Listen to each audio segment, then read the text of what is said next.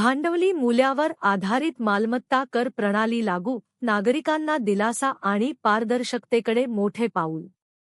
सांगली मिरज आणि कुपवाड महापालिकेकडून चालू आर्थिक वर्षापासून भांडवली मूल्यावर आधारित नवी मालमत्ता कर प्रणाली लागू करण्यात आली आहे।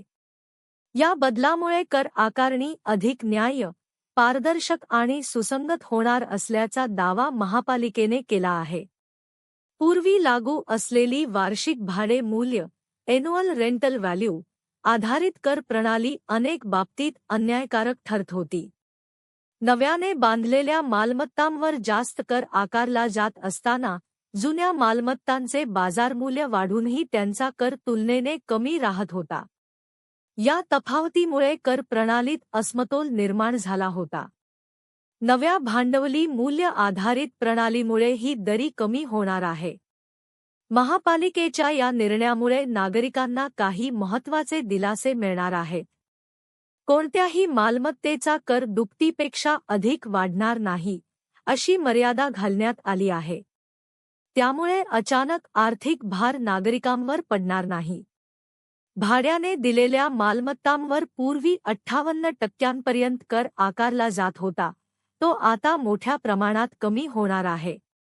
तसेच शहरातील मोकळ्या जागांवरील करही लक्षणीय घटून नाममात्र राहणार आहे।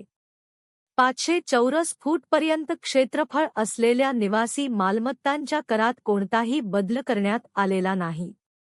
नव्या प्रणालीत मालमत्तेचे कर निर्धारण करताना रेडी रेकनर दर, मालमत्तेचा वापर, निवासी, व्यावसायिक, औद्योगिक, इमारतीचा प्रकार, वय आणि बांधकाम क्षेत्रफळ या घटकांचा विचार करण्यात येणार आहे।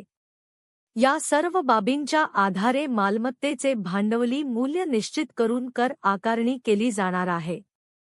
सर्व मालमत्तांसाठी एकसमान निकष लागू केल्यामुळे कर प्रणाली अधिक पारदर्शक आणि विश्वासार्ह ठरेल, असा विश्वास प्रशासनाने व्यक्त केला आहे। महाराष्ट्र नगरपालिका अधिनियमाच्या तरतुदीनुसार ही प्रणाली राबविण्यात येत असून नागरिकांना न्याय्य व सुसूत्र करव्यवस्था देणे हा यामागील मुख्य उद्देश असल्याचे महापालिका आयुक्त संगीता महापात्रा यांनी पत्रकार परिषदेत स्पष्ट केले। जो मालक स्वतः वापरत असेल तो गाळा तर त्या मंजूर दराप्रमाणेच आहे, पण जर मालकाने ती मालमत्ता भाड्याने दिली असेल तर त्याच्या वार्षिक भाड्याच्या जवळजवळ 57-58% जो काही पर्सेंटेज आहे ती आकारणी त्या भाड्यावरती घेतली जाते।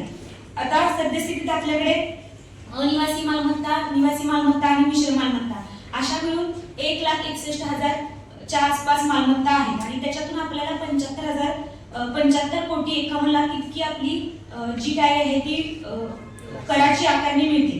आता याच्यामध्ये पुनर्सर्वेक्षण करण्याची गरज काय की बऱ्याच वर्ष आपल्याकडे पुनर्सर्वेक्षण किंवा पुनर्मूल्यांकन हे झालेले नाही। त्याचं कारण एक असं असतं की आपल्या सांगली मिरज कुपवाड महानगरपालिकेमध्ये काही नवीन बांधकाम वाढलेले असतात की ते असेसमेंटला आलेले नसतात। कदाचित काही लोकांनी असं केलेलं असतं की जुनं घर त्यांचं 500 स्क्वेअर मीटरचं असतं ते त्यांनी वाढवून 1000चं केलेलं असतं, ते देखील आपल्याकडे गणनेला येत नाही। काहींनी वापर बदल केलेला असतो, पूर्वी निवासी असतं ते आता त्यांनी अनिवासीमध्ये कन्वर्ट करून घेतलेले असते। पूर्वी कौलारू घर असतं तर आज अशी कंडिशन आहे की बरेच कौलारू घरांचा आरसीसी आहे, पण आपल्याकडे टॅक्स आकारणी ही कौलारू किंवा जुन्या पद्धतीनेच होत आहे।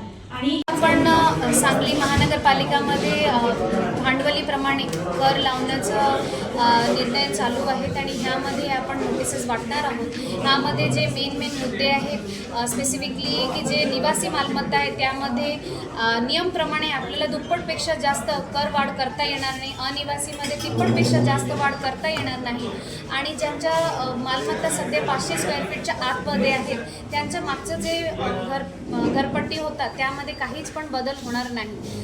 खूप मोठा जे विषय होता की ह्यामध्ये रेंटमध्ये देण्यात आलेले जे मालमत्ते होते त्यांच्यावरती 58%च्या वर आकारणी होत होता। सध्या भांडवलीप्रमाणे हे विषय आता राहणार नाही, बिकॉज सर्वचे सर्व मालमत्ता आता रेडी रेकनरप्रमाणे कॅल्क्युलेशन होणार आहेत आणि रेंटला द्या किंवा स्वतः वापर करा त्यामध्ये आता काही डिस्टिंक्शन राहणार नाही आणि सर्वांना समान सारखं आपल्याला कर भरावं लागतील ॲज पर द कॅल्क्युलेशन आणि रेडी रेकनरप्रमाणे। हे नोटिसेस वाटल्यानंतर आपण प्रत्येक वॉर्ड निहाय आपल्या माणसं तिथे उभी असणार, उपस्थित असणार आणि 21 दिवसाचा आपण वेळ देणार की तुमचं जे काही आक्षेप असेल त्या बिलासंदर्भात नावं असेल, घरामध्ये सीमांकन असेल, त्याचं क्षेत्रफळ असेल, कर मूल्यांकन असेल, त्या सर्वकरिता आपल्या माणसं तिथे उपस्थित असणार.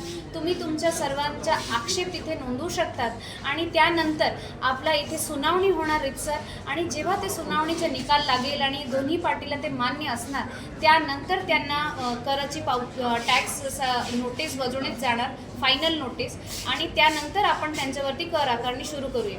जेव्हापर्यंत नागरिकांचं जे काही आक्षेप असेल, अडचण असेल, ते सुनावणी होऊन कंप्लीट होणार नाही तेव्हापर्यंत कर आकारणी होणार नाही. तर सर्व नागरिकांना माझं आव्हान आहे की तुम्ही जे काही अडीअडचण असेल, जे काही आक्षेप असेल ते नोंदवावे आणि त्यानंतर जेव्हापर्यंत तुमचं समाधान होत नाही तेव्हापर्यंत आपण निर्णय घेणार नाही.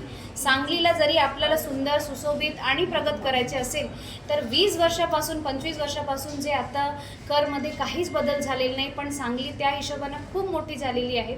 तर आपल्याला हे मोहीम घ्यावंच लागतील. त्यासाठी मी सर्व सांगलीकरांना नम्र निवेदन करते की तुम्ही ह्यामध्ये आम्हाला सहकार्य करा. तुम्हाला जे काही शंका असेल आम्ही नक्की ह्याला सॉर्ट आउट करायसाठी, सॉल्व्ह करायसाठी प्रयत्न करू. मॅडम, ओपन प्लॉटधारकांना काय सूचना कराल काय?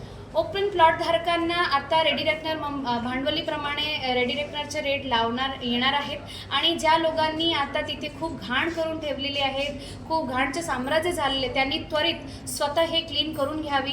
जरी त्यांनी नाही केले तर आम्ही आमच्या स्वच्छता विभागामार्फत कारवाई करणार आणि त्यांच्यावरती दंड लावणार आणि हे दंड आता आपण आपला जे कर आहे त्यामध्ये आकारणी करून तुम्हाला थेट पाठवणार. त्यासाठी सर्व ओपन प्लॉट धारकांना माझा विनंती आहेत आणि सूचना आहेत की आपण आपला ठिकाण स्वच्छ करून ठेवा, सो दॅट पूर्ण सांगली स्वच्छ राहील. धन्यवाद.